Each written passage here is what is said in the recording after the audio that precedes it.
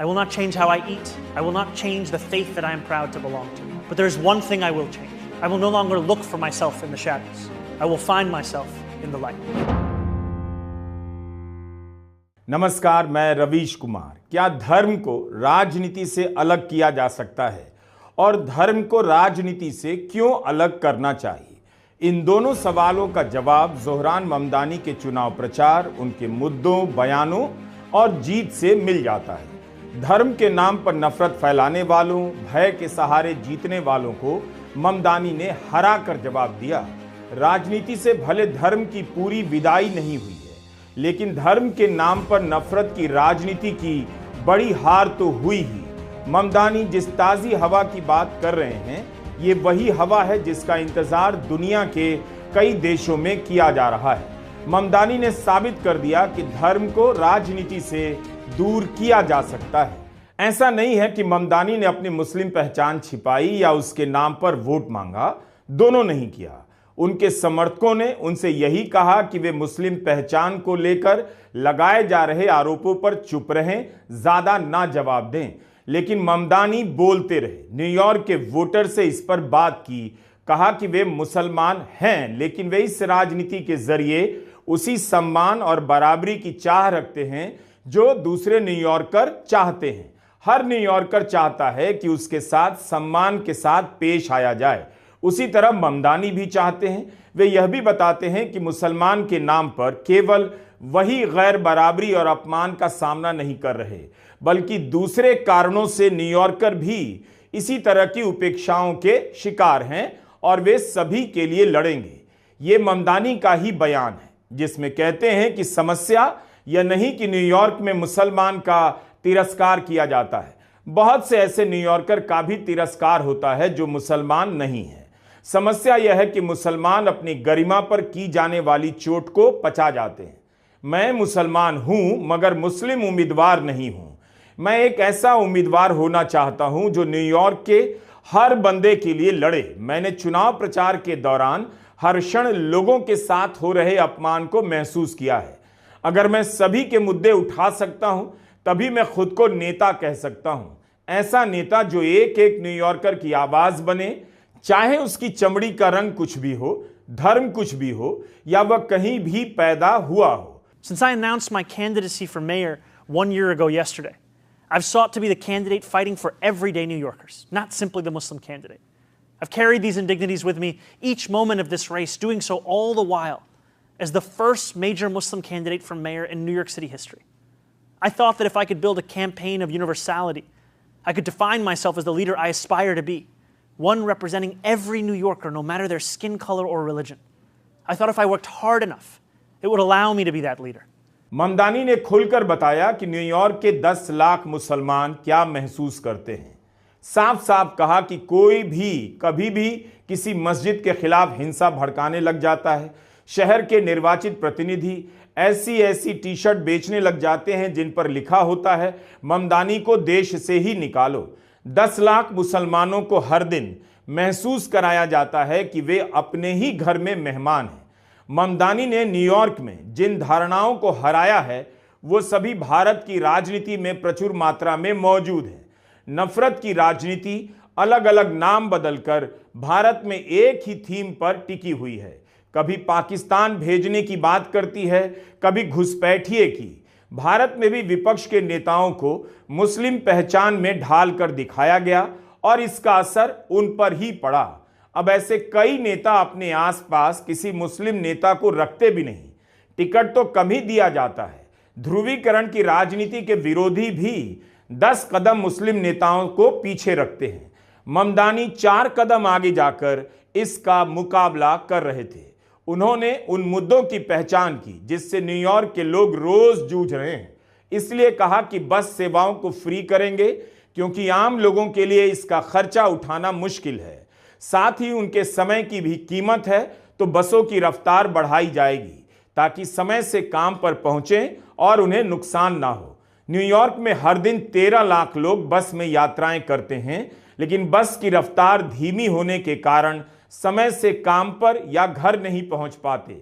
शहर इतना महंगा होता चला गया है कि साधारण लोग शहर से दूर होते जा रहे हैं। उनके जीवन में बस और मेट्रो का बड़ा रोल है, क्योंकि दूर दूर से वे इस शहर में काम करने आते हैं। अगर परिवहन महंगा होगा, इसका असर गरीब पर ज्यादा पड़ेगा, उसकी बचत नहीं होगी। यहीं पर ममदानी आम लोगों के सम्मान और गरिमा की बात करते हैं। बस की बात कर ममदानी ने इस बहस को जिंदा कर दिया कि जाम से भरे शहर का एक ही समाधान है, पब्लिक और फ्री ट्रांसपोर्ट। एक बार फिर से न्यूयॉर्क में इस पर बहस होने लगी है। जोहरान ममदानी ने कहा कि न्यूयॉर्क की सड़कों पर चल रहे लोगों से बात कीजिए तो वे इन्हीं परेशानियों के बारे में बात करते हैं, इनसे मुक्ति चाहते हैं। लेकिन जब आप कॉरपोरेट और अमीरों से बात करते हैं तो वे शहर को बांटने की प्लानिंग करते हैं। नफरत की राजनीति सबसे पहले लोगों को बांटती है। नौकरी, शिक्षा, आने जाने के लिए अच्छी बस, ट्रेन, इन सब मुद्दों से जनता का ध्यान हट जाता है और अमीर लोगों का गिरोह शहर के पैसे पर, जमीन पर अपना कंट्रोल जमाने का प्लानिंग करने लग जाता है। इसीलिए बिलियन डॉलर के चंदे का इस्तेमाल इस तरह की तस्वीरों को बनाने में खर्च किया गया, जिसमें ममदानी की दाढ़ी बढ़ी हुई दिखाई गई। जब कोमो को फंड करने वाली कमेटी की तरफ से मेल में यह तस्वीर लोगों को भेजी गई तो ममदानी ने इसका जवाब दिया और कहा कि उनके विरोधी चाहते हैं कि न्यूयॉर्क के लोग मुझसे डर जाएं। ममदानी बताते हैं कि उनके चेहरे को डरावना बनाने के इरादे से एडिट किया गया, जो पूरी तरह से इस्लामोफोबिया की भाषा है, यानी इंसान के काम से नहीं, उनके धर्म के नाम पर डराया जा रहा है। उनसे नफरत करने की बात जनता के दिमाग में डाली जा रही है। उन्हें जिहादी कहा गया। ममदानी के खिलाफ घृणा फैलाई गई कि जीत गए तो न्यूयॉर्क में शरिया लागू कर देंगे। लाल रंग में रंगे एक जहाज को 9/11 के ट्विन टावर की तरफ जाते हुए दिखाया गया और आतंकी हमले से जोड़ा गया। सितंबर 2001 के आतंकी हमले के बाद न्यूयॉर्क शहर और पूरे अमेरिका में मुसलमानों के साथ साथ दक्षिण एशियाई लोगों को भी नफरत की आंधी का शिकार होना पड़ा। लेकिन क्या यह कमाल की बात नहीं कि उसी शहर में 24 साल में वहां की जनता अपने भविष्य के लिए मुसलमान पर भरोसा करती है। यही सब किया गया अरबपतियों के पैसे के दम पर। Andrew Cuomo laughed and agreed when a radio show host said that I would cheer another 9/11. Yesterday, Eric Adams said that we can't let our city become Europe. He compared me to violent extremists, and he lied when he said that our movement seeks to burn churches and destroy communities. The day before that, Curtis Lewa slandered me from a debate stage when he claimed that I supported global jihad.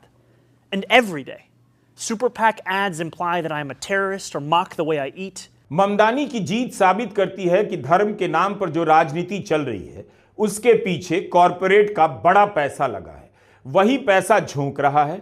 आप भारत में दर्जनों गोदी चैनलों से इसे समझ सकते हैं। उनके पीछे कौन से कॉरपोरेट चेहरे हैं आप जानते हैं। उनके चैनलों पर ऐसी बहस चलती है जिसमें किसी ना किसी तरह मुसलमानों के प्रति नफरत की भावना उकसाई जाती है। आप जितना इन मुद्दों में उलझे रहेंगे उतना ही ध्यान आपका इस बात से हट जाएगा सरकार क्या कर रही है, गरीबों से जमीन लेकर किसे किसके फायदे के लिए सौंप रही है, आपके या बड़े बड़े उद्योगपतियों के लिए। इसलिए कॉरपोरेट के ये न्यूज चैनल मुसलमानों के नाम पर नफरत फैलाने के कार्यक्रम करते हैं। ममदानी उन कंपनियों का नाम लेते हैं जिन्होंने उनके विरोधी कोमों को चंदा दिया और जिस चंदे के पैसे से इस्लाम के नाम पर नफरत फैलाई गई। अमेरिका में घर घर डिलीवरी करने वाली कंपनी का नाम लेकर ट्वीट कर देते हैं। कहते हैं ऐसी कंपनियां क्यों नहीं चाहती हैं कि ममदानी जीते, क्योंकि अगर श्रम कानून मजबूत होगा तो मजदूरों से कम पैसे पर काम कराकर ये कंपनियां अरबों का मुनाफा नहीं कमा पाएंगी और मजदूर इस खेल को समझ ना सकें, इसीलिए उन्हें डराया जा रहा है कि ममदानी मुसलमान है। The billionaire class has sought to convince those making $30 an hour that their enemies are those earning $20 an hour. They want the people to fight amongst ourselves so that we remain distracted from the work of remaking a long broken system. We refuse to let them dictate the rules of the game anymore. They can play by the same rules as the rest of us. Mamdani के चुनाव से भारत की राजनीति को काफी कुछ सीखना है। भारत की राजनीति में भी यही सब है। खाने के लिए लोगों के पास पैसे नहीं, 6-6 हजार रुपया महीने का नहीं कमा पाते, करोड़ों लोग मुफ्त अनाज पर निर्भर हैं, लेकिन नेताजी मंच से घुसपैठिए का भूत नचाते हैं। किसी घुसपैठियों को नहीं घुसने देंगे ये कहानी सुनाते हैं और बताते नहीं कि उनके रहते घुसपैठिया कैसे आ गया। भारत में विपक्ष के नेता नौकरी, पढ़ाई सहित जनता के मुद्दे उठाते हैं, मगर घुसपैठ के सवाल को आसानी से टाल जाते हैं। ममदानी टालते नहीं, जवाब देते हैं। ममदानी की तरह विपक्ष के नेता मुसलमान का नाम लेकर बोल ही नहीं पाते कि लोगों को डराया जा रहा है।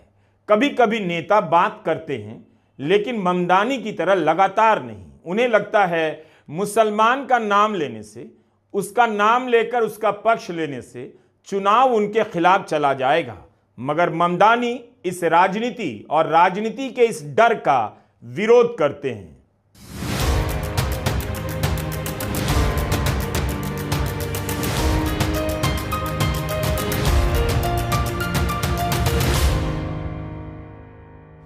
न्यूयॉर्क में ममदानी मुसलमानों से भी खुलकर मिलते हैं, इमाम से मिलते हैं। उनका यह मिलना उस राजनीति का जवाब था जो मुसलमानों को अपराधी सा बना देती है।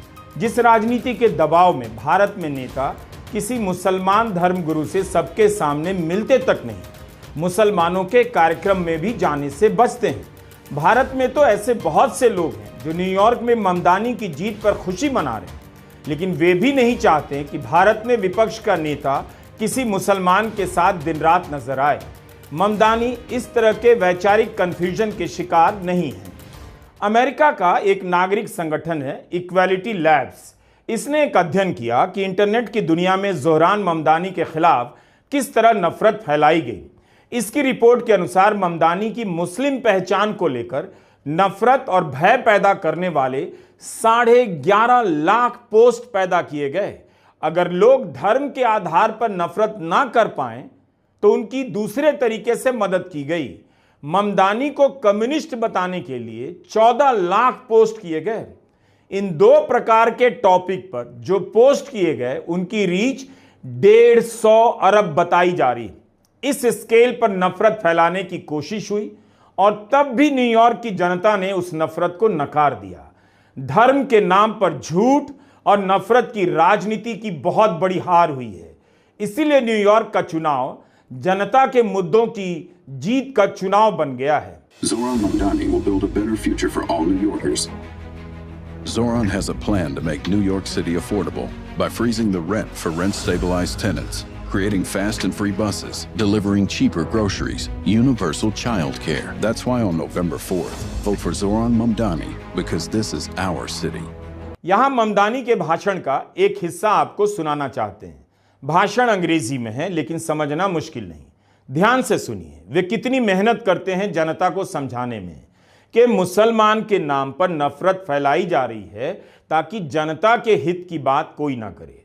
वे कह रहे हैं, हमने महीनों लगाकर न्यूयॉर्क की जनता को समझाया कि आइए हम सब मिलकर एक अच्छा शहर बनाते हैं, लेकिन अब पैसे की ताकत से नफरत फैलाई जा रही है और लोगों को मजबूर किया जा रहा है कि बस और हवा की बात ना सोचें, इस सवाल में उलझ जाएं कि किसी मुसलमान को मेयर होना चाहिए या नहीं। कभी आपने सोचा है कि भारत में आईटी सेल और गोदी मीडिया मुसलमानों के नाम पर जो नफरत फैला रहा है उसके पीछे कितना पैसा लगा है? अभी तक आपने नहीं सोचा? कोई बात नहीं, 20 साल बाद जरूर सोचिएगा। But over the past few weeks, as this race has entered its final days, we have witnessed displays of Islamophobia that shock the conscience. Andrew Cuomo, Eric Adams, and Curtis Sliwa do not have an agenda for the future. All they possess is the playbook of the past. They have sought to make this election a referendum not on the affordability crisis that consumes New Yorkers' lives, but on the faith I belong to and the hatred they seek to normalize. We spent months working to convince the world that New Yorkers have a right to afford this city that we all love. Now, we are being forced to defend the idea that a Muslim is even allowed to lead it. These same big money donors and disgraced politicians have sought to rob us of our ambition because they do not think that you deserve the beauty of a dignified life. And time and again, they have encouraged you to imagine less because they know that a reimagined New York hurts their bottom line. I believe that this city is like the universe, constantly expanding. We deserve a city government as ambitious as the working New Yorkers who make it the greatest city in the world. We cannot wait for someone else to deliver it. We are not afforded the luxury of waiting, because too often to wait is to trust those who delivered us to this point. Mamdani New Yorker से कहते हैं, यहाँ का जो भी mayor बनता है वो पैसे वालों के लिए काम करता है। जिनके पास पहले से बहुत पैसा है उन पर टैक्स ज्यादा लगना चाहिए और उस पैसे से आम लोगों का भला किया जाना चाहिए। उन्होंने बोलना शुरू किया कि दुनिया का सबसे अमीर शहर है न्यूयॉर्क, लेकिन यहां केवल अमीर ही आराम से जी रहे हैं, आम लोग नहीं। और जब उनके हित की बात की जा रही है तो उनके मुसलमान होने को लेकर डराया जा रहा है, जो नहीं चलेगा। वे भी एक आम न्यूयॉर्कर हैं, जो सभी को चाहिए वही उन्हें चाहिए। अब आप इस वीडियो को देखिए। इसमें आप न्यूयॉर्क की मशहूर ब्रुकलिन ब्रिज को देख रहे हैं। 1883 में यह ब्रिज बना जो मैनहट्टन और ब्रुकलिन बरो को जोड़ता है। ममदानी के समर्थक इस ब्रिज से शहर में प्रवेश कर रहे हैं। यह बता रहा है कि अमीरों ने शहर को इतना महंगा कर दिया कि आम लोग शहर से दूर चले गए। ममदानी उन्हें फिर से इस शहर में ला रहे हैं। ये शहर उनका होने जा रहा है। इनके हाथ में जो बैनर है उस पर लिखा है, हमारा समय आ गया। आप दिल्ली में ही देखिए, एक समय था जब काम करने वाले आम लोग शहर के बीच में रहते थे, लेकिन धीरे धीरे शहर से दूर कर दिए गए झुग्गियां हटाने के नाम पर। वे घंटों बसों से यात्राएं करते हैं, पूरी कमाई मेट्रो में किराया देने में चली जाती है, तब जाकर काम पर पहुंचते हैं। जाहिर है किसी को उनकी तकलीफ की बात करनी ही थी। अगर यात्रा का किराया महंगा होगा तो कम कमाई पर जीने वाले लोग कहां जाएंगे? यह सवाल सिर्फ न्यूयॉर्क का नहीं है। To every New Yorker in Kensington and Midwood and Hunts Point, know this. This city is your city and this democracy is yours too. This campaign is about people like Wesley, an 1199 organizer I met outside of Elmhurst Hospital on Thursday night. A New Yorker who lives elsewhere, who commutes 2 hours each way from Pennsylvania because rent is too expensive in this city. It's about people like the woman I met on the BX33 years ago, who said to me, I used to love New York, but now it's just where I live.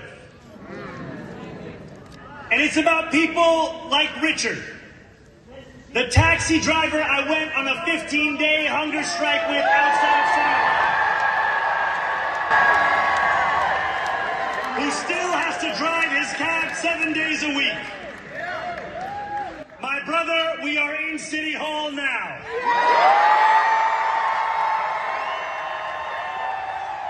Delhi में ही जब चुनाव आता है, झुग्गी और अवैध colony की राजनीति शुरू हो जाती है।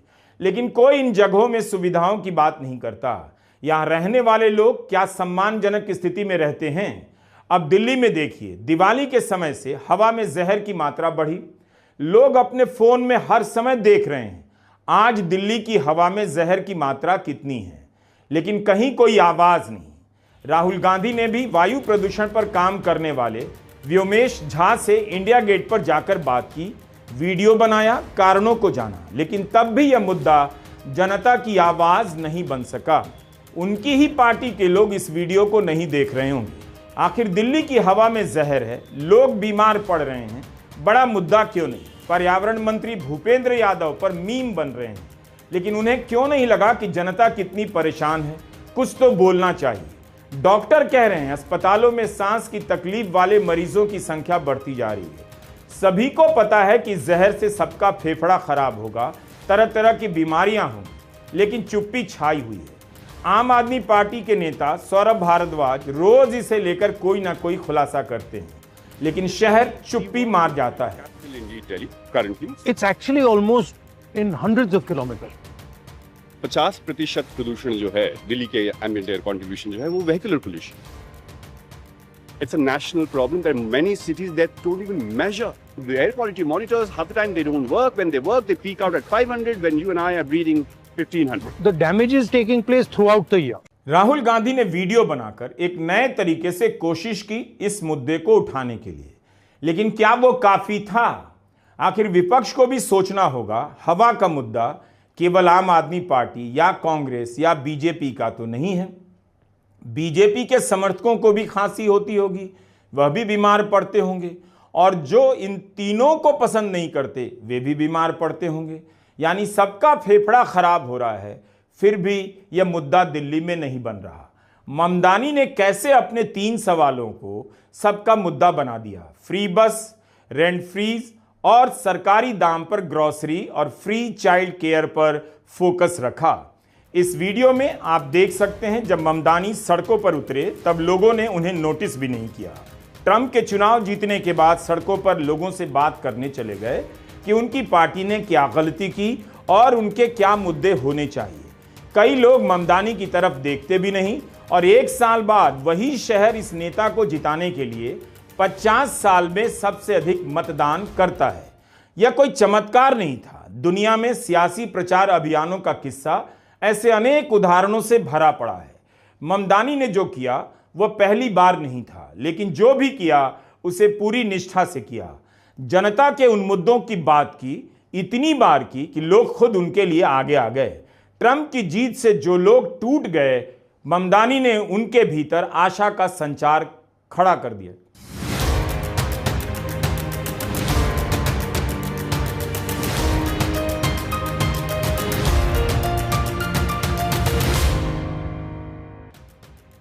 यही कारण है कि चुनाव खत्म होते होते ममदानी के लिए काम करने वाले वॉलंटियर की संख्या 1 लाख से अधिक हो गई।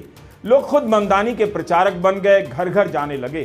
पहले चरण में 10 लाख घरों तक पहुंच बनाई गई और उसके बाद 30 लाख घरों के दरवाजे खटखटाए गए। ममदानी के वॉलंटियर खुद जाकर लोगों से बात कर रहे थे, उन्हें समझा रहे थे।